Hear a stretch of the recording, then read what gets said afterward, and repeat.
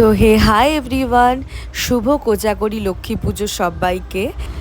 আজকে আমাদের বাড়ির লক্ষ্মী পুজোর একটা ছোট্ট ব্লগ তোমাদের সাথে শেয়ার করব। তো ফার্স্টেই কিন্তু সকালবেলা ঘুম থেকে উঠে আমি স্নান করে ঠাকুরের কাজে বসে গিয়েছিলাম। এখানে আমি প্রদীপ, তারপরে যা যা পুজোর বিভিন্ন রিচুয়ালসগুলো হয় সেগুলো কিন্তু মায়ের হাতে হাতে করে দিচ্ছিলাম। তো কিছু কিছু ক্লিপিংস আমি তোমাদের সাথে শেয়ার করছি পুজোর। এখানে কিন্তু ঠাকুরের ভোগ বানানো হচ্ছিল। লক্ষ্মী পুজোটা কিন্তু আমার বরাবরই খুবই ভালো লাগে, এবং কাদের কাদের লক্ষ্মী পুজোর কাজ করতে খুব ভালো লাগে অবশ্যই জানিও। আমার কিন্তু যে কোনো পুজোর কাজ করতে আমার ভীষণ ভালো লাগে। এখানে কিন্তু নাড়ুর জন্য নারকেল কোড়া হয়ে গিয়েছিল। তারপরে কিন্তু আমাদের বাড়ির লক্ষ্মী ঠাকুর, আমাদের কিন্তু পিতলের লক্ষ্মী ঠাকুরে পুজো হয়। তো আমাদের এই ছোট্ট মা লক্ষ্মীকে কিন্তু আমি প্রথমে স্নান করিয়ে নিচ্ছিলাম পুজোর জন্য। তো আমি কিন্তু ছোট্টবেলা থেকে লক্ষ্মী পুজোতে খুবই এক্সাইটেড থাকি, যেহেতু ছোটোবেলায় হয়তো এতটা কাজ পারতাম না, বাট বড় হওয়ার সাথে সাথে কিন্তু মায়ের থেকে দেখতে দেখতে আমি অনেক কাজই প্রায় শিখেছি। হ্যাঁ, অবশ্যই এখনও অনেকই ভুল ত্রুটি কিছু হয়, বাট চেষ্টা করি সেটাকে বরাবরের মতো ঠিক করে নেওয়ার। তারপর কিন্তু লক্ষ্মী মাকে আসনে এখানে বসানো হচ্ছে। তো আমি এখানে সুন্দর করে মাকে আসনে বসিয়ে নিলাম। এই পিছনের কিন্তু ছোট্ট ডেকোরেশনটা আমি আগের দিন রাতে করেছিলাম অল্প করে, সেরকম হয়তো খুব একটা ভালো হয়নি। তারপর কিন্তু এখানে আমি মালা পরিয়ে নিচ্ছিলাম, যেগুলো আমি কিনে এনেছিলাম। কিন্তু আমাদের ঠাকুরটা একটু অনেকটাই ছোট হয়ে যাওয়ার কারণে কিন্তু মালা পরাতে একটু অসুবিধা হচ্ছিল, কারণ অত ছোট মালা কিন্তু কোথাও অতটা ছোট মালা অ্যাভেলেবেল নেই, আর যেগুলো আছে সেগুলো হয়তো খুব একটা পছন্দও হয় না।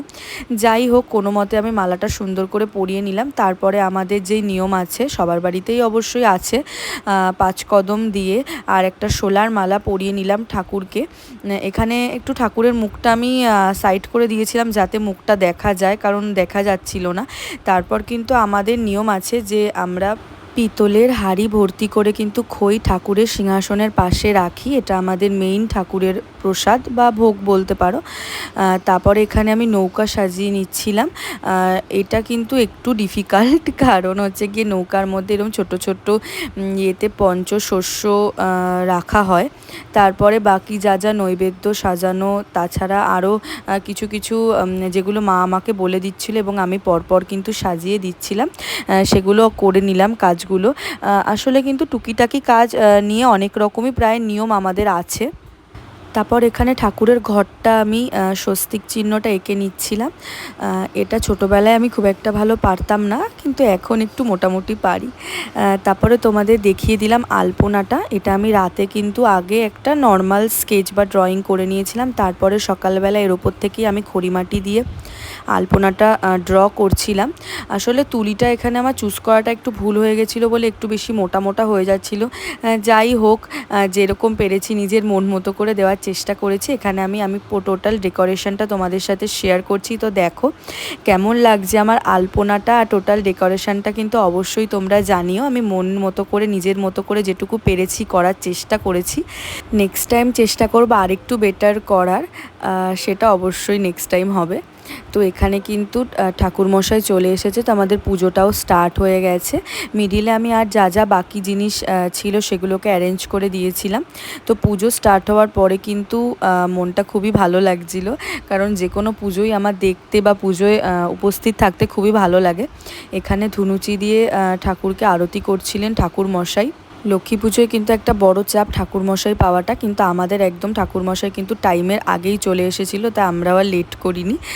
তো এখানে কিন্তু আমি তারপরে শাড়ি ঠাড়ি পরে পুজো কমপ্লিট হওয়ার পরে রেডি হয়ে চলে এসেছি। তো আমাকে কেমন লাগছে জানিও। সিম্পলভাবেই রেডি হয়েছিলাম, তেমন কিছুভাবে রেডি হওয়ার একদমই টাইম ছিল না। এখানে আমার মামা এসেছিলো, তো ওকে আমি জিজ্ঞেস করছিলাম যে বল রান্না কেমন হয়েছে, বল তাড়াতাড়ি শুধু খেয়ে যাচ্ছিস। আর এখানে চিন্টুকেও জিজ্ঞেস করছিলাম, ওরা তো বলবে কি, অবাক হয়ে গেছিল। মামা এখন এতই ব্যস্ত যে এখান থেকে আরো 4 বাড়ি নিমন্ত্রণ আছে, সেখানে যাবে এখন মামা। একবারই নিমন্ত্রণ খেয়ে 4 বাড়ি যেতেই হবে। আমরা এখন বাজি ফাটাচ্ছি গাইস, মোমবাতি লাগানো হয়ে গেছে। পুজো কমপ্লিট হওয়ার পরে কিন্তু আমরা সবাই মিলে বাজি ফাটাতে গিয়েছিলাম। তো লক্ষ্মী পুজো মানেই কিন্তু বাজি ফাটানো, তো টুকটাক একটু বাজি এনেছিলাম যেগুলো আর কি, সেগুলোই এখানে ফাটাচ্ছিলাম সবাই মিলে। আমি এইটা রং মশাল ছাড়া কিছুই ফাটাতে পারি না, তাই এটাই আমি ফাটাচ্ছিলাম। আর ওরা সবাই মিলে একটু অন্যরকম বাজি ফাটাচ্ছিল, তা আমি বললাম আমাকে একটা ভিডিও করে দে, আমি এটা ছাড়া কিছুই আমি ফাটাতে পারি না। আমাদের বাজি শেষ হয়ে গেছে, এখন আমরা আবার যাচ্ছি বাজি আনতে। তো বাজি ফাটিয়ে আমাদের কিন্তু মন ভরেনি, তাই আরও এক ব্যাগ বাজি আবার পাশের দোকান থেকে কিনে আনতে গেছিলাম। তো তার মোমবাতি মোমবাতি দাঁড়াও, এটা জ্বলে গেছে, 1 সেকেন্ড।